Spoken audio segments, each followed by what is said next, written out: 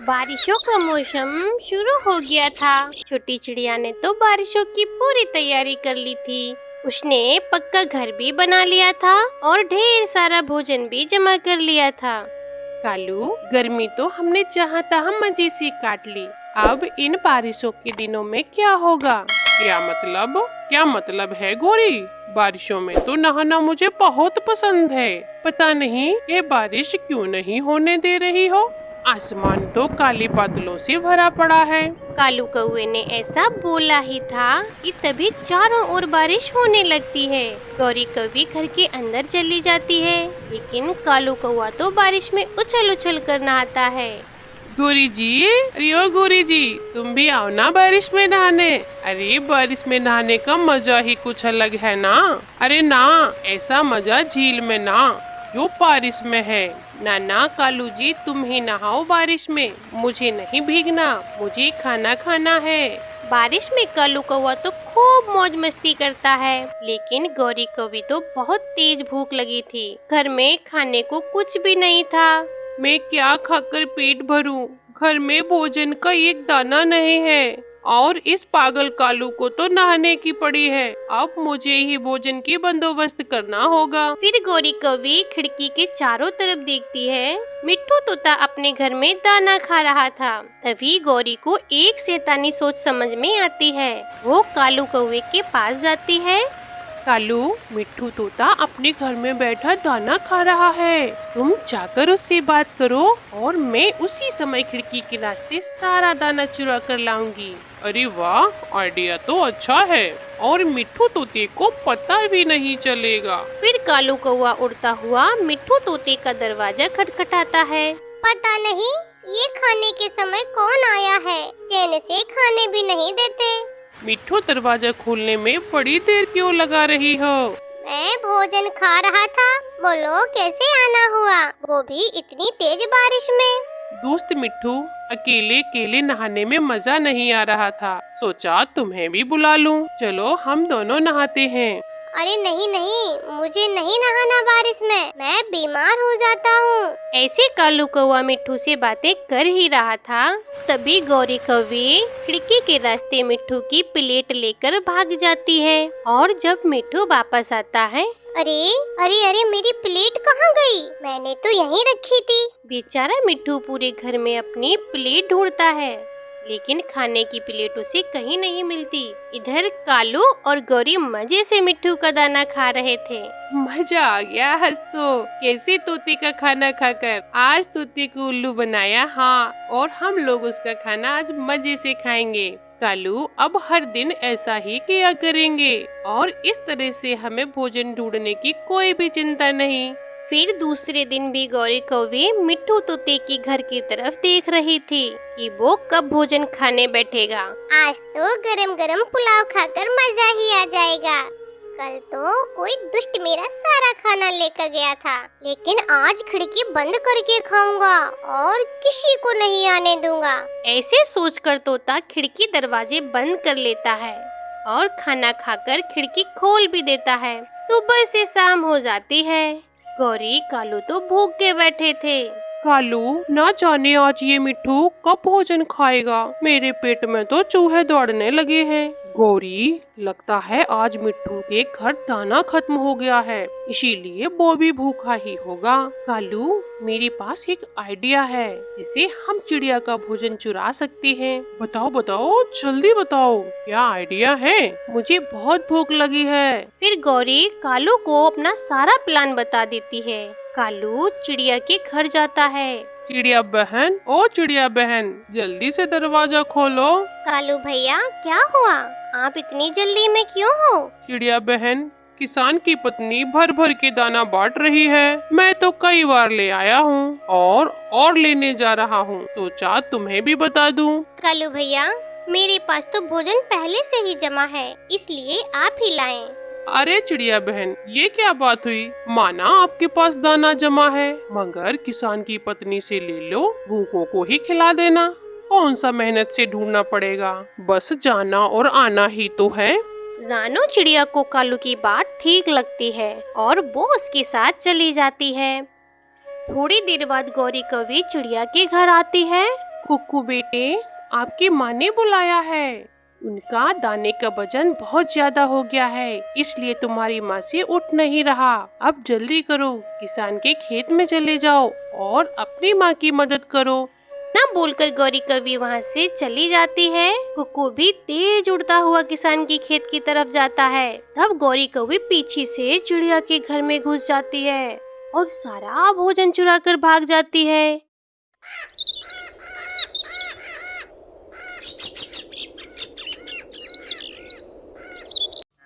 चिड़िया अपने पति के साथ ट्रेन का इंतजार कर रही थी।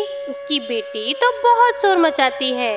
बेटी, शांति से बैठ जाओ, यहाँ शोर नहीं करते, वरना बूढ़े दादाजी आपको डांट लगा देंगे। हाँ बेटी, चुप करके बैठ जाओ, हमारी ट्रेन आने ही वाली है। ऐसे वो चिड़िया का परिवार ट्रेन का इंतजार कर रहा था कि तभी स्टेशन पर अफरा तफरी मच जाती है। रानो मम्मा, जल्दी जल्दी बैग उठाओ, हमारी गाड़ी प्लेटफॉर्म 3 पर आई है। फिर वो तीनों पटरी पार करने लग जाते हैं। वो सीढ़ियों की बजाय जल्दी पहुंचने के लिए पटरी के रास्ते से ही जाने लगते हैं। तभी एक भयानक हादसा हो जाता है। तेज आ रही ट्रेन उन तीनों को हवा में उड़ा ले जाती है, लेकिन छोटी बच्ची की जान बच गई। अरे ये क्या हो गया? जरा सी लापरवाही में दोनों की जान चली गई। अब इस छोटी सी बच्ची का क्या होगा? हाँ, बिना माता पिता के जीना बहुत मुश्किल होता है, और ये बच्ची तो अभी बहुत छोटी है, कौन इसका ख्याल रखेगा? वहाँ काफी सारे पक्षी आते और कुछ न कुछ बोलकर चले जाते।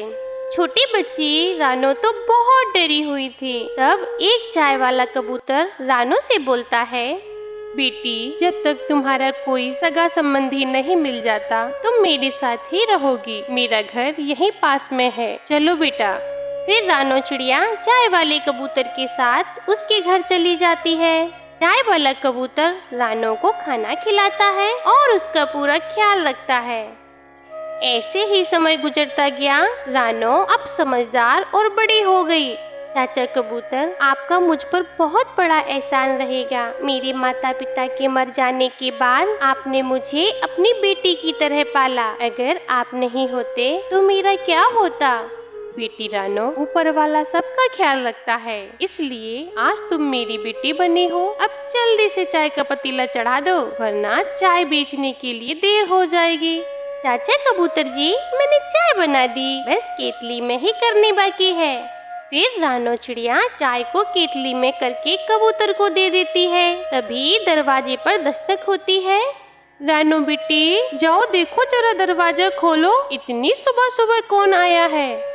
रानो जाकर दरवाजा खोलती है। बाहर तो कालू कौआ और पत्नी गौरी के साथ खड़ा हुआ था। कबूतर चाचा, घर का किराया दे दो। दे रहे हो या नहीं? पिछले 2 महीने का बाकी है, याद है या भूल गए? कालू कौवे, मुझे याद है, ऐसे कैसे भूल जाऊंगा मैं? हाँ तो याद है ना, तो किराया कब दोगे बताओ? हम यहाँ पैसे लेने आए हैं, जल्दी से हमारे पैसे दे दो। कालू बेटा, अभी काम में तंगी चल रही है, मैं जल्दी ही तुम्हारा किराया चुका दूंगा, मेरी मजबूरी समझो। ठीक है चाचा कबूतर, जब पैसे आ जाएं तो पहुंचा देना, हम चलते हैं। अरे क्या ठीक है, हम यहाँ पैसे लेने आए हैं, कोई भीख मांगने नहीं। गौरी, आपने सुना नहीं? चाचा कबूतर के पास पैसे नहीं है, और जब उनके पास पैसे हो जाएंगे तो वो भिजवा देंगे। अब चलो भी। कब दोगे? इसका क्या मतलब हुआ? ना कोई तारीख ना कोई समय, बस दे देंगे। नहीं, ऐसे नहीं चलेगा, मुझे पक्की जुबान चाहिए। हाँ गौरी, मैं इस महीने की 25 तारीख को सारे पैसे चुका दूंगा, आप चिंता ना करें। सुन लिया तुमने? अब चलो। फिर कालू कौआ अपनी पत्नी गौरी को लेकर वहाँ से चला जाता है और चाचा कबूतर चाय बेचने के लिए निकल जाते हैं। कुछ दिनों बाद गौरी कौवे फिर से आती है। कहाँ है तुम्हारा चाचा? मुझे उस बुड्ढे से जरूरी बात करनी है। गौरी मालकिन जी, चाचा कबूतर अभी घर नहीं आए हैं। अच्छा, जब वो बूढ़ा घर आ जाए तो बोल देना कि किराया बढ़ गया है, 500 की जगह 1000 रुपए देने होंगे। देना हो तो दो, वरना यहाँ से निकलो। मालकिन जी, 1000 रुपए तो बहुत ज्यादा हैं, अभी पुराने पैसे भी नहीं चुका पाए, कुछ तो रहम करें। क्या कहा? ज्यादा है 1000 रुपए? यदि ज्यादा है 1000 रुपए तो यहाँ से बाहर निकलो। जब किसी और घर में रहोगे ना तब पता चलेगा ज्यादा है या कम। ऐसे कहते हुए गौरी मालकिन वहाँ से चली जाती है। इधर रात हो गई थी। चिड़िया गौरी की सारी बात कबूतर चाचा को बता देती है। क्या 1000 रुपए? एकदम से डबल किराया? मैं नहीं दूंगा। आने दो कालू कौवे को, मैं उससे बात करता हूँ। मुझे यकीन है वो मेरे साथ ऐसा नहीं करेगा। कालू जी पहले ही बता रही हूँ मैं आज उस कबूतर के घर गई थी किराए के पैसे बढ़ाने। वो तो मिला नहीं, लेकिन उस रानो को अच्छे से समझा कर आई हूँ। गौरी, तुम्हारा दिमाग खराब है क्या? जो किराया बढ़ा के आई हो? वो बेचारा बूढ़ा चाय बेचकर पैसे कमाता है, बड़ी मुश्किल से अपना गुजारा कर पाता है, तो वो ज्यादा किराया कहाँ से देगा?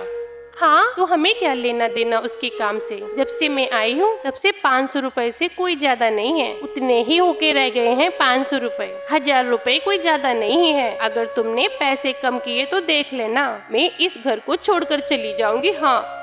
फिर दूसरे दिन चाचा कबूतर कौवे के घर आता है। कालू बेटे, ये लो आज तक के पूरे पैसे। और बेटा, गौरी बोल रही थी कि किराया 1000 रुपए होगा। हाँ चाचा कबूतर जी, अब किराया 1000 रुपए ही देना होगा। कालू बेटा, मेरी उम्र का तो लिहाज करो। 1000 रुपए बहुत ज्यादा है। अब आपको रहना है तो रहो, 1000 रुपए ही देने होंगे। हाँ। अरे हाँ, महंगाई देख नहीं रहे हो कितनी बढ़ गई है? हमारे भी तो खर्चे हैं। कालू बेटा, मैं इतना किराया नहीं दे पाऊंगा। तो ठीक है, फिर मैं तुम्हारा मकान खाली कर दूंगा। हाँ ठीक है, कल मुझे मेरा पूरा मकान खाली चाहिए। ऐसे बोलकर गौरी कौवी दरवाजा बंद कर लेती है। रानो बेटी, मैंने गौरी से बोल तो दिया है कि कल हम मकान खाली कर देंगे, लेकिन हम जाएंगे कहाँ? चाचा कबूतर, आप बिल्कुल भी चिंता ना करें। कौन सा वो गौरी अभी आकर देखेगी? हम 1-2 दिन में घर खाली कर देंगे। चिड़िया ने ऐसा बोला ही था कि तभी गौरी कौवी वहाँ आ जाती है। तुम दोनों ने अभी तक घर खाली नहीं किया क्या? चलो जल्दी अपना सामान बाहर निकालो। इधर गौरी के साथ तो नई किराएदार खड़ी थी, इसीलिए चिड़िया और कबूतर चुपचाप ही अपना सामान बाहर रख लेते हैं। अब पता चलेगा इस बूढ़े को, इसे किराए पर कौन रखता है। अच्छा हुआ जो खुद ही चला गया। ऐसे कबूतर रानो हर घर का दरवाजा खटखटाए के किराए के लिए खाली कमरा मांगते हैं, लेकिन उन्हें कोई भी किराए के लिए कमरा नहीं देता। चाचा कबूतर, लगता है आज बारिश होगी। हम इस बारिश में कहाँ छुपे? अगर कोई घर ना मिला तो हमारा सामान भी भीग जाएगा। रानो बेटी, इस बारिश से बचने का एक ही उपाय है, हमें जल्दी से स्टेशन जाना चाहिए। फिर वो दोनों तेज उड़ते हुए स्टेशन पर चले जाते हैं। वहाँ ठंडी ठंडी हवाएं चल रही थीं और तभी बारिश तेज होने लग जाती है। कबूतर चाचा, वो ट्रेन का डब्बा कैसा है? बेटी, वो तो कई सालों से खराब पड़ा है। अरे चाचा कबूतर, हमें हमारा नया घर मिल गया, आप चले मेरे साथ। फिर रानो चिड़िया जल्दी से उस ट्रेन के डिब्बे में पहुंच जाती है और बहुत खुश होती है।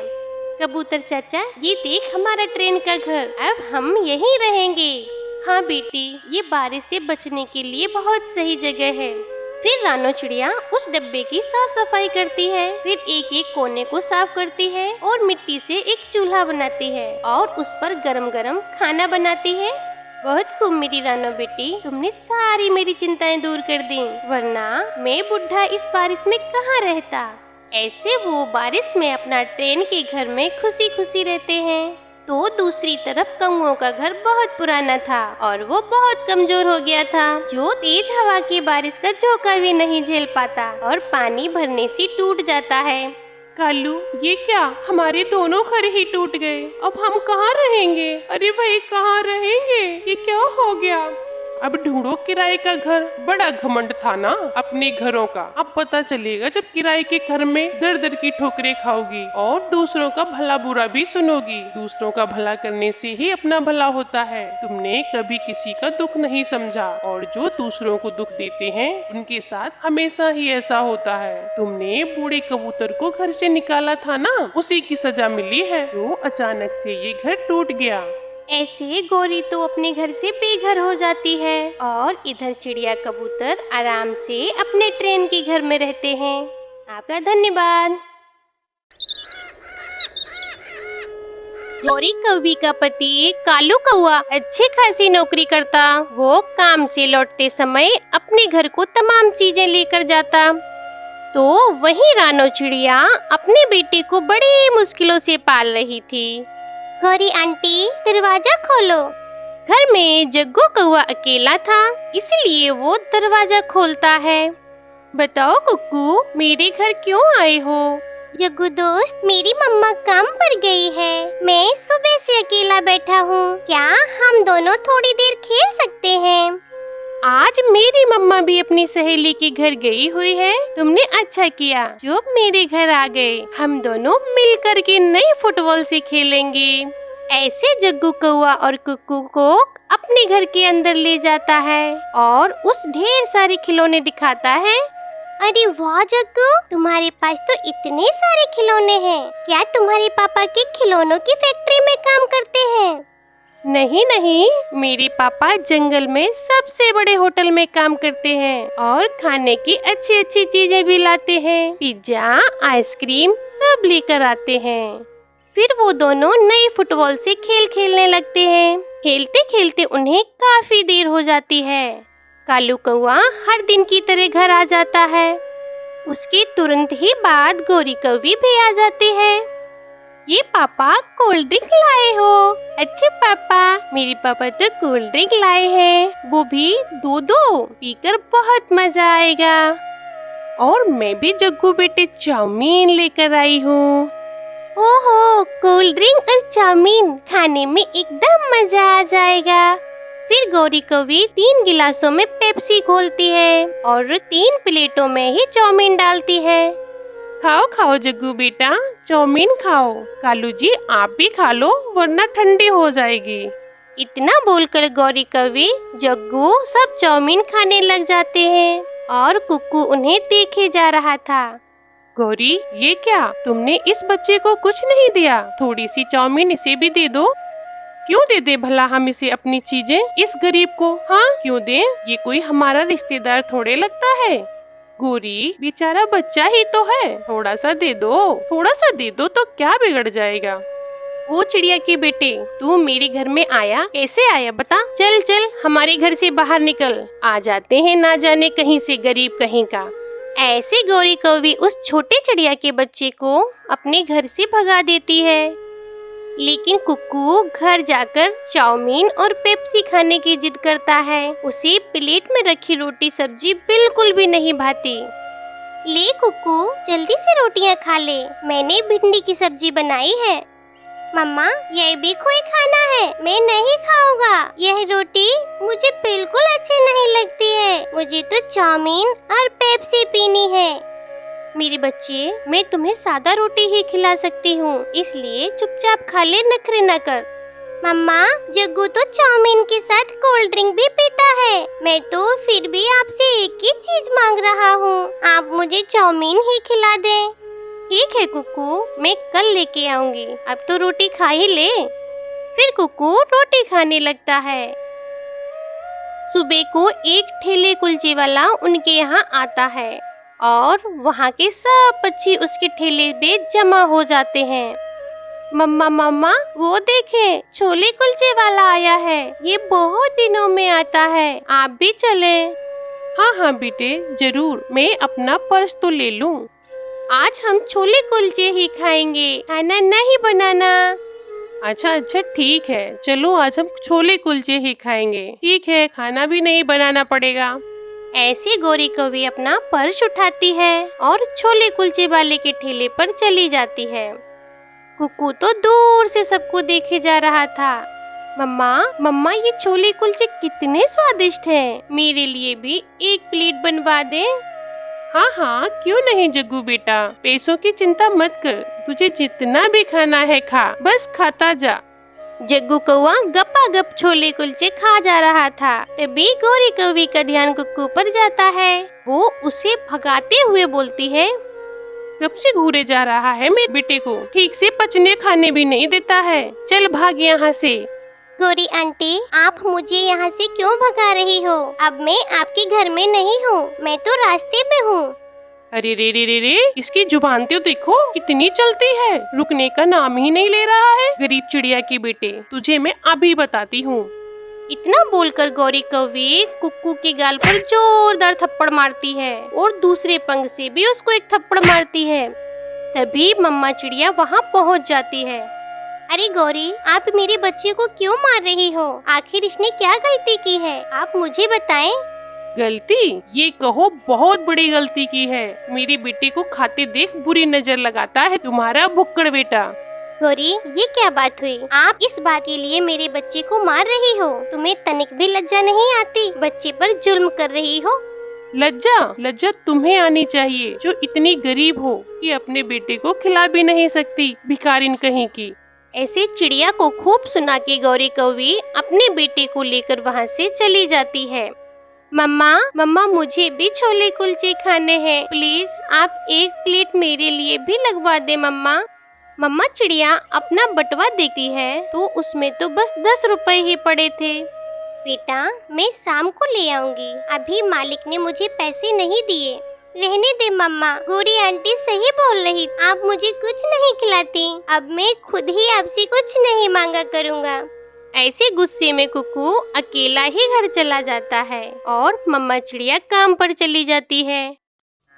वह बहुत दुखी थी। बदकिस्मती से आज भी मालिक चिड़िया के पैसे नहीं देता। रानो को तो अपने बेटे की चिंता हो रही थी। आज चाहे कुछ भी हो जाए, मैं अपने बेटे के लिए चाउमीन और पेप्सी लेकर ही जाऊंगी। लेकिन कैसे? मालिक ने तो आज भी पैसे नहीं दिए। हे ऊपर वाले, मैं कैसी माँ हूँ जो अपने बच्चे को कुछ नहीं खिला सकती। उसे बोलते बोलते कितने दिन हो गए हैं। ऐसे रानो चिड़िया बहुत दुखी हो रही थी। तभी उसकी सब बातें एक बूढ़ा पेड़ पर सुन रहा था। वो चिड़िया को चाउमीन कोल्ड ड्रिंक देते हुए बोलता है, छोटी चिड़िया परेशान ना हो, अपने बेटे के लिए यह चीजें ले जाएं। पेड़ जी, आपका बहुत बहुत धन्यवाद। अगर आप आज ये चीजें मुझे नहीं देते तो मेरा बेटा कुछ नहीं खाता, मुझसे सिर्फ नाराज ही होता। आप एक भली चिड़िया लगती हो, इसलिए जब भी आपको कुछ चाहिए हो तो बेझिझक मेरे पास आ जाना। मैं गरीबों की ही मदद करता हूँ। फिर रानो चिड़िया खुशी खुशी वो सब चीजें लेकर घर जाती है।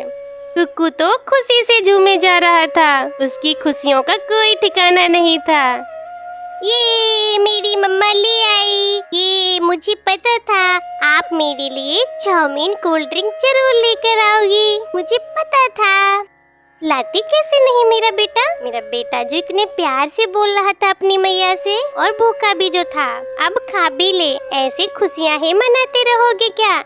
नहीं मम्मा, मैं नहीं खाऊंगा। मैं पहले गौरी आंटी को दिखा कर आता हूँ। वो हमेशा ही मुझे गरीब होने के ताने मारती है। मैं अब भी जाता हूँ। फिर कुक्कू तो सारी खाने की चीजें लेकर गौरी कौवी की खिड़की पर बैठ जाता है और मजे से खाता है। देख लो गौरी आंटी, अच्छे से देख लो, मैं चाउमीन कोल्ड ड्रिंक पी रहा हूँ क्योंकि मेरी मम्मा गरीब नहीं है। कहीं से मांग कर लाई होगी तेरी गरीब माँ। आया बड़ा मुझे चिढ़ाने वाला। चल भागता है यहाँ से कि नहीं? भाग यहाँ से। मेरी मम्मा आपकी तरह नहीं है जो होटल का बचा हुआ खाना लेकर आती हैं। इस बात पे कालू कौवा हंस पड़ता है। गौरी के बच्चे सही कहा। आज हम खाते हैं तो होटल का बचा कुचा ही खाते हैं। फिर कुक्कू अपने घर चला जाता है और अपनी मम्मा के साथ चाउमीन खाता है। प्यारे दोस्तों, खाने पीने की चीजों में सबका साझा होता है। आप गौरी कौवी की तरह बिल्कुल भी ना बने, बल्कि अपने आसपास के गरीब बच्चों को ऐसे खाना खिला दें जिससे उन बच्चों की खुशी आपको मिले। धन्यवाद। जंगल में एक बूढ़ी चिड़िया रहती थी। वह अकेले ही रहती थी। उसकी एक ही बेटी थी जिसकी शादी पास वाले जंगल में हुई थी। उस बूढ़ी चिड़िया को अपनी बेटी से मिलने का बहुत ज्यादा मन कर रहा था, लेकिन वह उन चीलों से डरती थी जो उसकी बेटी के जंगल वाले रास्ते में रहती थी।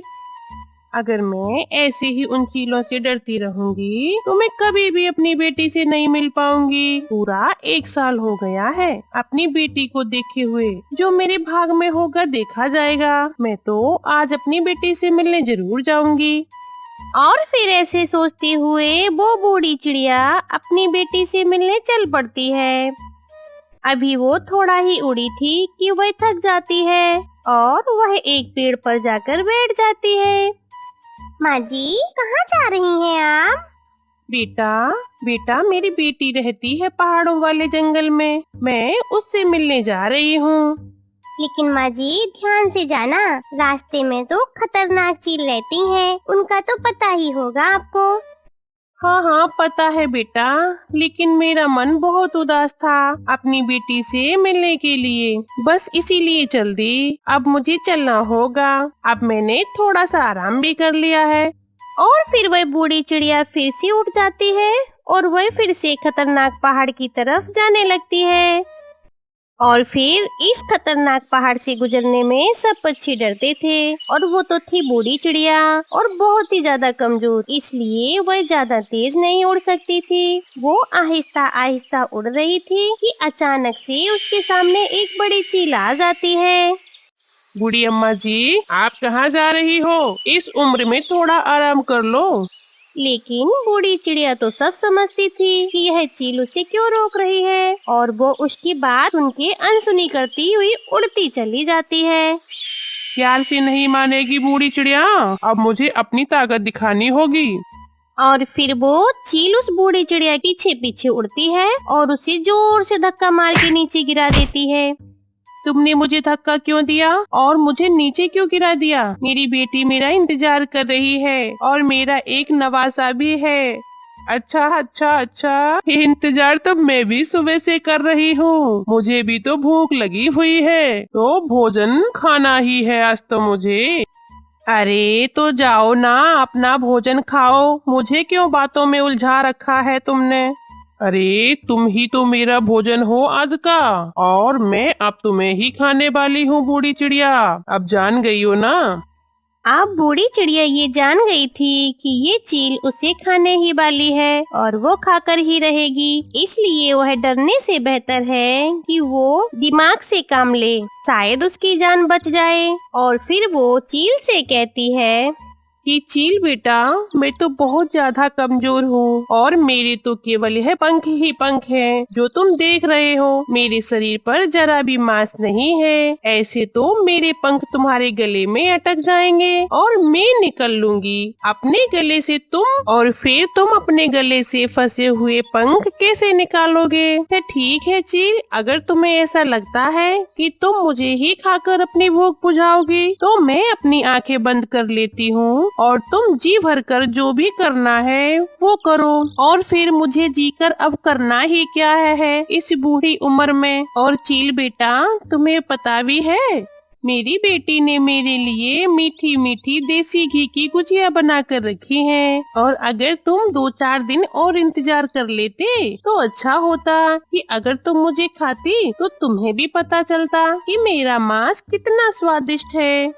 ये सुनकर चील भी थोड़ा सा लालच में आ जाती है। क्या तुम सच कह रही हो और कब लौट कर आओगी?